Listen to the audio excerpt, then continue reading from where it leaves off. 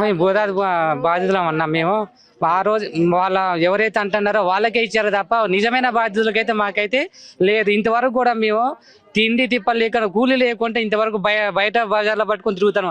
ఎక్కడైనా ఎవరైనా న్యాయం చేస్తుంటే ఇప్పటికి కూడా జిరాక్స్లకి దగ్గర 4-5 వేల రూపాయలు అయినాయి.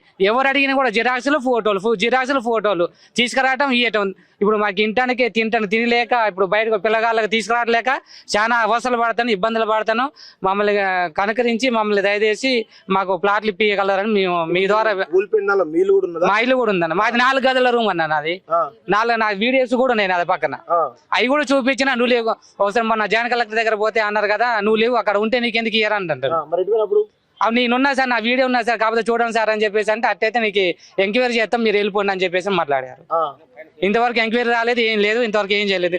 ఇప్పుడు ఎవరైనా న్యాయం చేస్తారని చెప్పేసి ఇప్పుడు మరి ఇక్కడికి వస్తే ఇందాక వచ్చేస్తే మా వాళ్ళని అరెస్ట్ చేశారని చెప్పేసి తెలిసింది. మరి ఇంత మళ్ళీ వచ్చిన తర్వాత మీరు వచ్చిన తర్వాత మళ్ళీ ఇంతవరకు రాలేదు. వాళ్ళ కోసం మళ్ళీ మీకోసం మీరు వచ్చారన్న ఉద్దేశంతో మళ్ళీ మీ అందరం కలిసి రావాల్సింది వచ్చింది సార్. మీరు 11 మందికి పట్టాలు ఇచ్చారు, అవి అరువులకి ఇచ్చిరా మీ వాళ్ళకి ఇచ్చిరా? లేదు సార్, మా దాంట్లో మా వాళ్ళకి ఎవరికి రాలేదు సార్. దాంట్లో వస్తే ఒక 25 మంది 30 మందికి ఇచ్చారు తప్ప మిగతా వాళ్ళు మొత్తం మాకు సంబంధం లేని వాళ్ళు సార్. వాళ్ళు లేదు సార్, అసలు మా సొంత మీ 9 సంవత్సరాలు బతికున్నారు సార్. అక్కడ 9 సంవత్సరాలు కలిసి మా వాళ్ళు ఎవరు మంది ఎవరు మాకు తెలియదు సార్. ఇప్పుడు అసలు మాకు సంబంధించిన లేని వాళ్ళే లేరు అక్కడ. ఏమన్నా అంటే నీకేం తెలుసు మేము వెరిఫికేషన్ చేసినాం మేము అని చెప్పేసి అంటారు.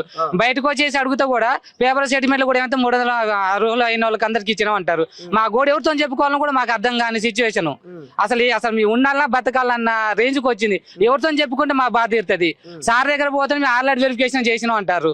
ఎవరితో చెప్పుకోవాలి సార్? అసలు మాకు ఏం చేయాలని అర్థం కాని సిచ్యువేషన్ ఉన్నాం సార్ ఇప్పుడు మా పరిస్థితి. కనీసం మీ లాంటి సహాయ సహకారం ఇచ్చి మాకు న్యాయం చేకూర్చుతారని మేము నమ్ముతున్నాం సార్. ఇంత ఏం చదువుతున్నావు? ఏం పేరు నీ పేరు? 5th class. ఏం జరిగింది ఆ రోజు తెలుసా? మెరుగుమట్లో ఏం జరిగింది? ఉన్నావు అప్పుడు? ఏం జరిగినప్పుడు? ఇల్లు కూల్చేశారు. తర్వాత ఇప్పుడు ఎక్కడ ఉంటున్నావు? ఇప్పుడు ప్రగతి నగర్ లో ఉంటున్నారా? స్కూల్ పోతున్నావా? ఎగ్జామ్స్ రాసినావా? రాలే, ఇంకా రాయలేదా? మరి చదువుతున్నావా? ఎట్లా చదువుతున్నావు? మరి ఇల్లు లేదేమో.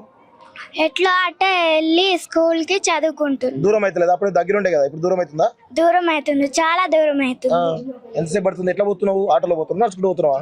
డాడీ దింపే వెళ్ళొస్తుంది. డాడీ దింపే వెళ్ళొస్తాడా? డాడీ ఇప్పుడు డ్యూటీయే వదులుకోవాల్సి వచ్చింది. డ్యూటీ వదులుకున్నాడా? అయ్యో, ఏం చేస్తాడు మీ డాడీ?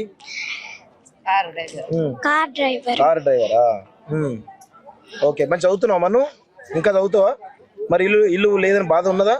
బాధ ఉంది, కానీ ఇప్పుడు చదువుకొని ఏదో ఒక జాబ్ చేసుకొని ఇల్లు కట్టుకోవాలి కదా మనం. అవును. ఓకే, ఇల్లు లేకుండా చేస్తే ఇప్పుడు మేము ఎలా చదువుకోవాలని. మీ పేరేమ్మా? సాయి పల్లవి. ఏం చేస్తున్నావు? ఏ స్కూల్? ఏ class? 4th class. 4th class అవుతున్నావా?